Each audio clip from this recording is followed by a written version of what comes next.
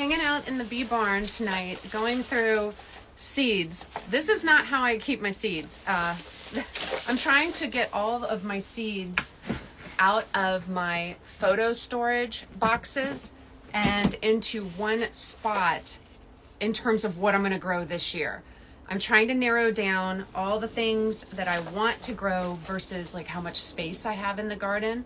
And I'm sitting in the bee barn staring at the garden right now, just realizing that even though I added 5 2-by-8-foot raised metal beds, I still don't have all the space for everything that I want to grow. I thought I'd just kind of chat with you guys about what I'm thinking about growing.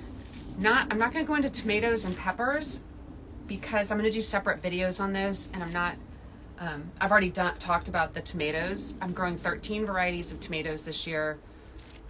Some of which, like 4 or 5 that I've grown before, and a bunch of other new ones to me. But I realized, I had made a list of what I wanted to grow this year and thought I had it covered, and then sat down and went through every seed container to see what was in there, and then very quickly realized I had seeds I had forgotten about. There were plants that I bought seeds for that I really wanted to grow that I had totally forgotten about. For instance, I am not a marigold fan.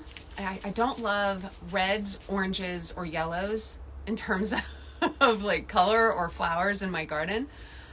So despite marigolds being awesome plants and great to plant with your tomatoes, I've never enjoyed the way they look.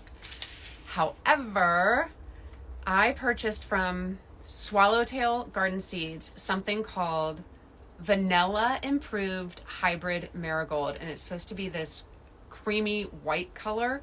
It's described as large and elegant 2.5 to 3 inch wide, soft, creamy white, fully double flowers on compact 16-inch tall plants, quick to bloom, a top garden performer. And it says much improved from previously introduced white marigolds and prefers some afternoon shade. So I'm going to plant these in between all of my tomato plants. I'm super excited, except you know what? It doesn't feel like there's very many. I haven't opened this pack yet. It doesn't feel like there's very many seeds in here. Let's take a look. Well, the seed packet was probably, I don't know, $4. It's not a ton, but it is such an unusual variety that I'll take it.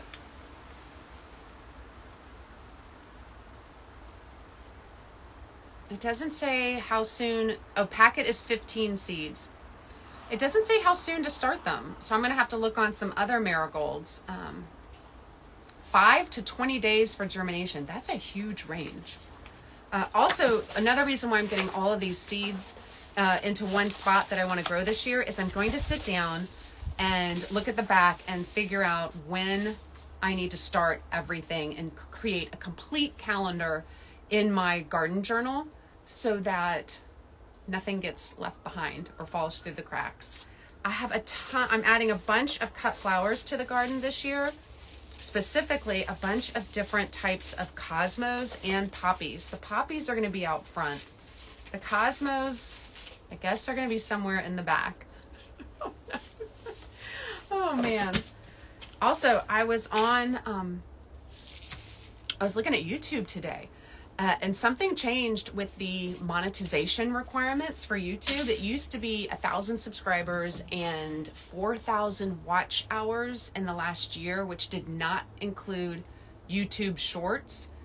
And now it's 1,000 subscribers and one or the other of 4,000 watch hours on regular videos or 10 million views on Shorts. So they're trying to compete with TikTok and Instagram with the shorts. I figure what I'm going to do is I'm going to upload all of my Instagram reels. I'm going to save them to my phone roll, cut out the Instagram logo, and upload them to YouTube in hopes that that is a quicker way to hit the monetization threshold, but also as like a backup. Like if anything happened, if I lost my account on Instagram, I'd have all of my content saved on YouTube, and if I wanted to go to the trouble to like download it and repost it to a new Instagram account, I could. So I am just sitting in the garden shed. It's 5:11 here. I'm drinking hot lemon water and going through seeds while the dogs enjoy some time outside. It is a little depressing, I'll turn you around, looking at the garden, because usually this time of year, everything that I started in August is still looking amazing. I mean, we're talking 12-inch tall kale, broccoli, Swiss chard, Japanese giant red mustard, arugula, lettuce, just calendula, like all the things looking really good. Let me turn you around. It's just so sad. Winter Storm Elliott really wiped out everything. See how sad it is? I did recently plant some more lettuce in that bed. And of course, things like shallots and onions and garlic survived. And then there's this one random lone collard that I kind of forgot about, and he just popped up. So I guess I'm glad for him. And maybe next year, after seeing how everything got so wiped out this year, which hasn't happened in years past, maybe I'll be planting more collards because it survived Winter Storm Elliott.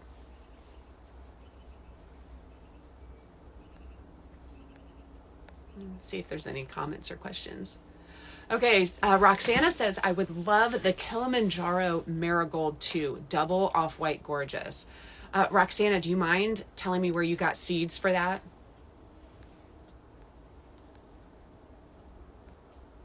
I'm guessing it's probably something like Baker Creek. I actually used to order from Baker Creek, and there has been so much controversy around their company, and I have not taken the time to give it the due diligence and the research it deserves. However, since I don't have the time to sit down and really research some of the issues that have come up with that company, I have chosen to purchase from other companies where there has not been any controversy, like Pine Tree, Swallowtail, M.I. Gardner, Botanical Interest, High Mowing, True Leaf. Those are the main ones that I have purchased through and had really good experience. If you are south, get ready. I am by AP Mall and just heard thunder and big raindrops. Oh, you must be a charlatan. Also, it has already been raining here. I was worried I was going to get stuck in the bee barn for a while. I've got neighborhood, there's bugs trying to get in my drink. I've got neighborhood bunko tonight, and I was worried I was going to get stuck in the bee barn. But we're okay right now. What our sanctuary garden, what's the controversy? There has been, I guess they do get-togethers and meetings, and one year they were inviting a controversial person to speak who had made known racist comments. I think they eventually canceled that person because of the backlash, but like they were going to have the person talk. And then also, and this is completely unsubstantiated, rumors around some of the fundraising they do for relief efforts, and that the money that they then donate is contingent upon religious education, religious things, activities. And I think if you're raising money for people who need it, there should be like no strings attached. Like there shouldn't be conditions to receive that money. But again, I don't know if that's true or not. However, if there's smoke, sometimes there's a fire. And if there are companies that have great prices, great selection, great customer service, and great products, like I'm just going to buy from them. It's just easier. And I feel I don't have any issues. But if you Google, I mean, you can Google all this. I'm not saying anything that's not out in the public. And a lot of people go back and forth on social media about different companies, and this, they have been back and forth with people. That didn't sound right. People have done back and forth about that company. Can you tell I'm trying to talk about it without getting sued? Roxana, I wonder why Instagram keeps kicking you out. Do you guys, let me ask you this. I am in the bee barn. We do have Wi-Fi, a dedicated Wi-Fi out here. So usually it's good, but a storm is rolling in. So please tell me if anything's going wrong with this live. I knew Lazy City Garden. I knew what you meant. I knew you meant South Park Mall. but I was reading it and it said AP. So if you guys want to chat about anything, drop it in the question box, drop it in the comments. I am going to go through some of my seed containers I haven't gone through yet and figure out what I want to grow. So this container is all peas. Oh, thank you for telling me the live is working okay. This is new to me. I ordered these Mammoth Melting Snow Peas from M.I. Gardner. They're an heirloom. And apparently the mammoth describes how big they are. And super sweet. That's what I want. Last year, I accidentally grew shelling peas instead of sugar snap peas. Every time I was like trying to eat them off the vine, I'm like, why are they so tough? My neighbor was like, those are shelling peas. Okay, lesson learned. All right, I'm definitely going to grow these. Oh, I'm super excited about these from Pine Tree. Sugar Magnolia Snap Pea. I think these are the ones that have the two-tone purple flowers that are so pretty. Gardening My Sanity, what all seeds have you started? Well, I did just restart all of the seeds I started in August for my fall garden because I'm hoping they can get sort of big before I rip them out in April to plant the summer garden. So right now I've got kale and Swiss chard and mustards and celery restarted and going inside that I'm hoping to plant out soon. I do have a whole tray of lettuce that's getting ready to come outside. What is your favorite variety to grow? If it's of peas, really, I don't care. Any sugar snap peas. I do think ones with fun colored flowers. I like anything with an unusual color to it. Anything sugar snap. I think they're so good. I prefer them over the shelling peas and snow peas. Hello from South Africa. Okay. Okay, here they are. This is what I grew last year by accident. These are Wando shelling peas, and I grew them as a like sugar snap. I mean, they were good. They were prolific and they made a bunch of shelling peas, but that's not what I wanted. I'm not going to grow those again.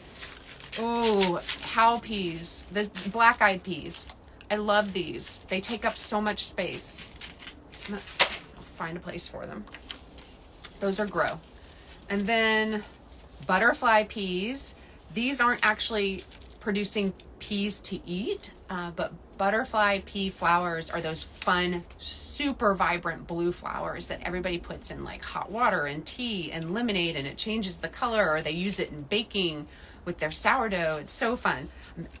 Brad from Garden.Evolution gave me these seeds, and I am absolutely growing them again, and I'm probably going to go ahead and start them now because they take a long time to germinate. They have a low germination rate, and they can be relatively slow growing. Roxana, did you start pansies this year? I got seeds, but I wonder if I'm too late for my cooler zone. Yes, I started pansies, planted them out, something ate them all. Then I purchased some pansies, and now I have another round going. I don't think it's too late to start them because they will last until like it gets really, really hot in the dead of summer, and then they'll just stop blooming. So, I mean, I would absolutely do it. Yes, you need to trellis the butterfly pea flower. Mine got quite prolific. I grew it in a grow bag at the base of a trellis and a garden arch. And the roots of it were insane. They went all the way through the grow bag, like 6 or 8 inches into my hard red clay soil.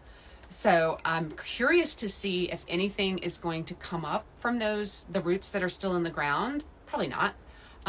But just know that it has an aggressive root system, and mine got very big. Yeah.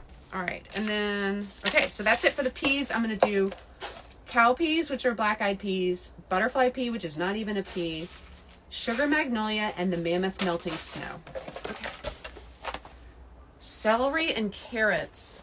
I've got the tango celery going, but I do want to do some carrots. I do want to do some carrots in early spring. So let's see. We've got Danvers, Bambino, Chablis, Scarlet Nantes, Cosmic Purple. I like the Cosmic Purple ones for sure. Dragon carrot seeds. Well, yeah, I'm doing that just because of the name.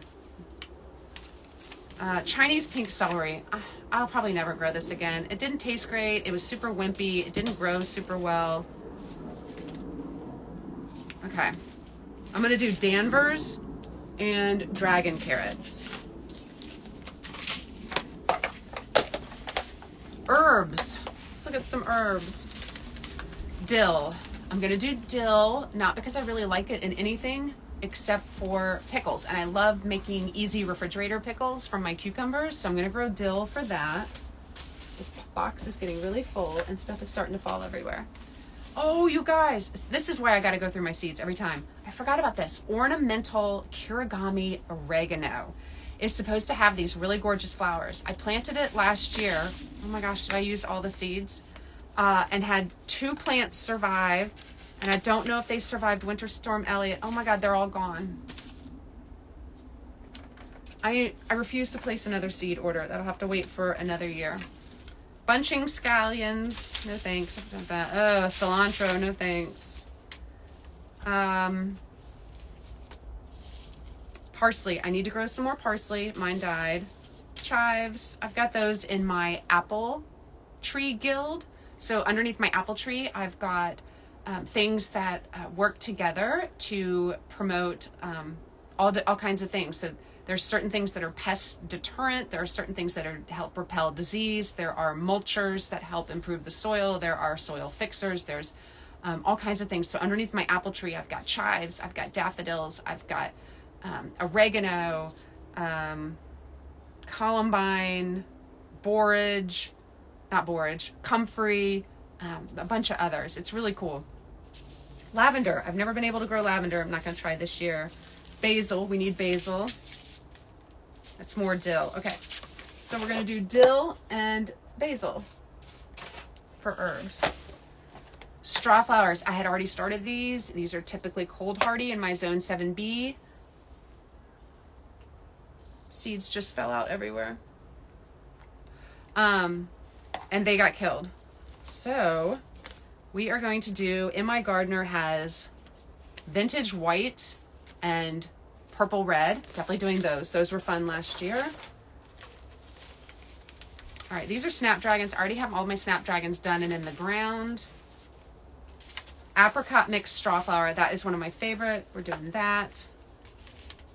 More snapdragons. Okay. Wait, that's in the wrong. That's calendula. You don't belong there. Tequila sunrise. Okay. So of the snapdragons I've got going, I'm doing the Chantilly series, and they don't look like the normal like mouth that you can make with the snapdragons. Their flowers are a little bit different, but they get really tall and they bloomed prolifically. They were amazing. I did the light pink Chantilly last year. They're still going. They were blooming in December. But this year I've added Chantilly Velvet to the light pink, Chantilly Bronze, and Chantilly Purple. I'm excited for those. They bloomed in April, mid-April for me last year, like full-on crazy bloom. It was awesome. It was early. I loved it. And I do need to get some more calendula started because a bunch of them got killed. I had some going, but I think I probably only have like 10 or 12 plants in the ground right now, and I want calendula in every bed because I love to save the flowers, dry them, steep them in oil, let them sit in oil for a few months, and then make lotion bars or salves from the calendula oil from my garden. So awesome. I'm going to scroll back and see if you got any questions or comments. You can dry the gorgeous dill flowers. Roxana, that's an interesting idea. Amanda, have you done any dwarf tomatoes? I grabbed a few varieties, but I wonder if you have any experience. I grew one time. It didn't taste good. Also, I have the space for my tomatoes to get big, and I kind of prefer the wild jungle look of indeterminate.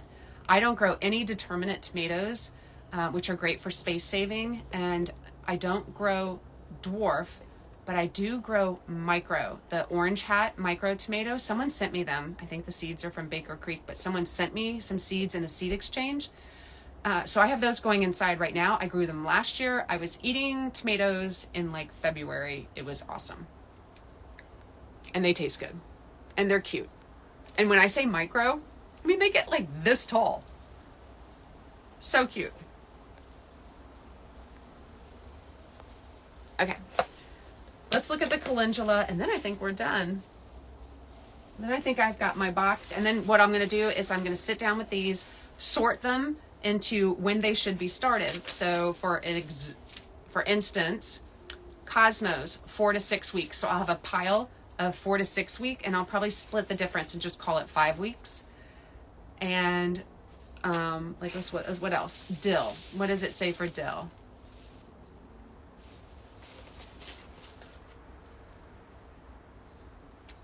It's frost hardy. Maybe I'll just start some dill right now. It doesn't even I get so frustrated on the back of seed packets when they don't tell you when to start. Some of these are going to be direct sow. The carrots, the peas, those will all be direct sown. Let's look at borage. It doesn't tell you. Ah! Okay. Pine tree is good. They always tell you. You can sow, a lot of times I direct sow cucumbers, but if I wanted to, I could start them indoors 3 to 4 weeks before my last frost. Oh, the nasturtiums. Nasturtiums can take a while, but they recommend you sow it outside. If you want to start it inside, it says not recommended. 2 to 4 weeks. I always start mine inside. I like starting them inside. That's another thing, you guys. I get frustrated. I get that seed packets and information on the interwebs, they have to speak to the majority of people, right? They're not talking zone specific, last frost date specific. They just can't do that. So they have to do these very broad, sweeping, this should likely work for everyone statements. But for instance, with the nasturtiums saying not recommended, don't start them inside, start them outside. Why not try it if you want to, if you've got space? And I did, and I like starting them inside, and they do better for me. So you should always not hesitate to experiment in your own garden, because so often stuff that is a standard rule or a standard practice, you might find something that works better for you. Yulia, you would soak nasturtium. Yulia. So that's another thing I get weird about with seed packets telling me to scarify it, which means like scratching it or clipping it, or soaking it. I have done 2 experiments just to see if it's true. And I did an experiment with nasturtiums where I soaked some, I didn't soak some, I scarified and soaked some, and the ones that I did nothing to did the best. Maybe it was a fluke. I also did the same thing with sweet peas. I soaked some sweet peas and I didn't soak some. The ones I didn't soak had better and faster germination. It's crazy. It's crazy. And Roxana starts her nasturtiums inside every year. Yes. Dill to germinate doesn't love cold. Right. So I'm starting everything inside. I'm not direct sowing anything now because the weather's too dicey, and the seeds of plants that can handle cold weather still need warm temperatures to germinate. So everything I'm starting inside, it'll get hardened off and then it'll go out, a lot of which will be an experiment. I might lose a bunch of it, but I don't care.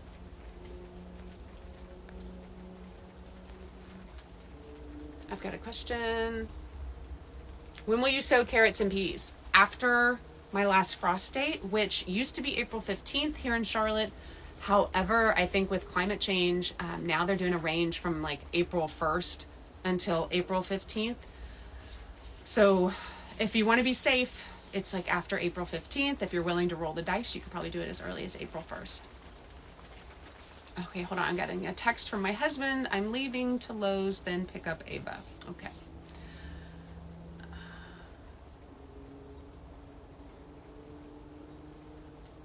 Yulia can't win. I don't know. I just always I'm like, they're telling me I have to soak them, so now I don't want to soak them. I'm so combative.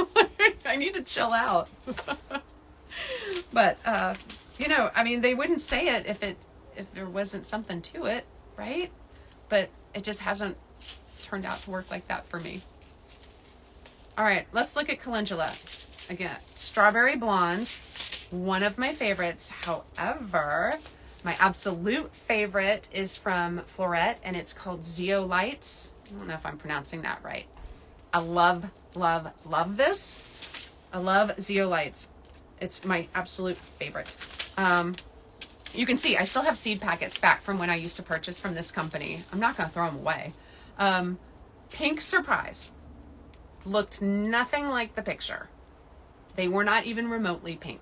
They were orange, orange, orange. And if you heard me in the beginning of my video, I don't love orange. So I'll share these with my neighbors or something. I don't like Pink Surprise. Zeolites and Strawberry Blonde are my favorites. I'm going to start some more of these. Boom. I think, and I've got, oh my God, y'all, I'm like babying this one nasturtium seed that I was able to save. Someone sent me the most gorgeous, I don't know the name, purple pink nasturtium flower. They sent me the seeds. I grew it. Only one plant produced one seed, and I'm like, ah. It was the most gorgeous nasturtium I've ever seen.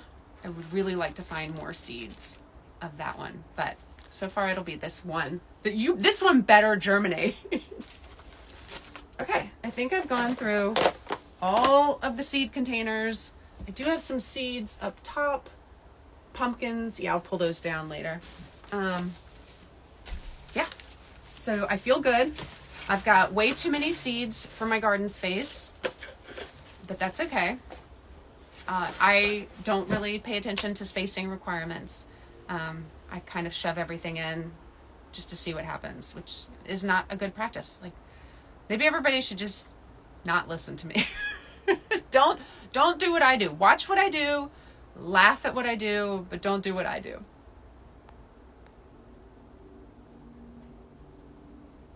How many times a week is someone in your household at Lowe's? Easily twice. Easily.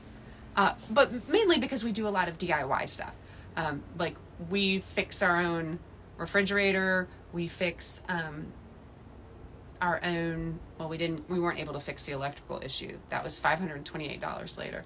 But we do a lot of DIY. Like we're replacing the front post on our stairs, on our front porch, which has been an ongoing project for way too long. We're having to repair a fence right now that started falling down. Yeah, my husband and I built this garden shed I'm in right now. He built his shed. Yeah, so we're at Lowe's a lot. A lot. And Roxana rolls the dice every year. Good, I like rolling the dice. Mag 101, it's hard to find a good quality grow light. So that's an interesting discussion. Deanna Cat over at Homestead and Chill has a blog post on all different types of lights to use for seed starting. I have never used anything that is packaged or sold as a grow light. There are lots of really cool ones. They typically can be relatively expensive, and so I have no idea if they work better than what I have. But I do know that what I have and have used since I started gardening works for me, and it's not super expensive. I have 6 old fluorescent shop lights, which I don't think they even sell fluorescent shop lights anymore. And in each shop light, there's 2 bulbs. I've got one cool and one warm. And then I added another shelf this year, so I purchased LED shop lights. So I don't own any grow lights, and they work just fine for me.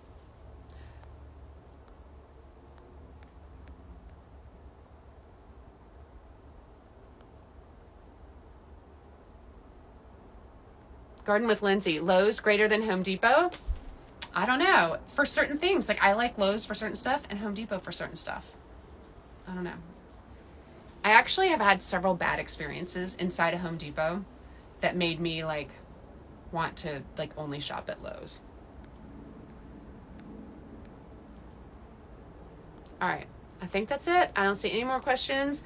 Now I'm gonna head inside since the rain stopped. I don't want to get stuck out here because I've got bunco tonight. If you don't know what bunco is, it's like a game where you roll dice. There's zero skill involved. It's just a chance to get together with the neighbor ladies and drink some wine and eat some food and chat. Yulia, I think tomato growers complicated grow lights for the rest of us. Really? Like, do you feel like, yeah, I don't know. I don't know how the grow lights got so complicated.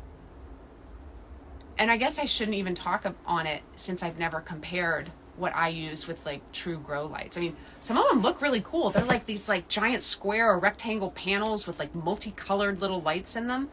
But I've also heard from people who have burned their plants because some of these grow lights are so strong that you're not supposed to put them right above the seedling. They're supposed to be a certain amount of space. And if people don't read that or pay attention to that, they put them like you do with LED or fluorescent lights right above the seedling so they don't get leggy, and then they burn their plants. So I've always been worried about that. Ginger Snap Gardening, you got some of my favorite overalls. I hope you got them on sale. I don't even know if the sale's still going, but I saw that. Man, I wish I had gotten mine 25% off. These are my favorite overalls. I counted up the pockets at one point and it was ridiculous. It was like, I don't know, it was probably pushing 20, like 20 pockets. Like I had them for a good 3 months before I was like, oh my God, there's another pocket. Okay, that's it. I'm going to head inside. I'm going to sit down with my garden journal and I'm going to sort my seeds into piles based on when I should start them. And I'm going to make a pile of the stuff I'm going to start maybe tonight, so that I can plant it out as soon as it's ready to go. Like, even though it's going to be cold, because it'll be okay. All right, talk to you guys later.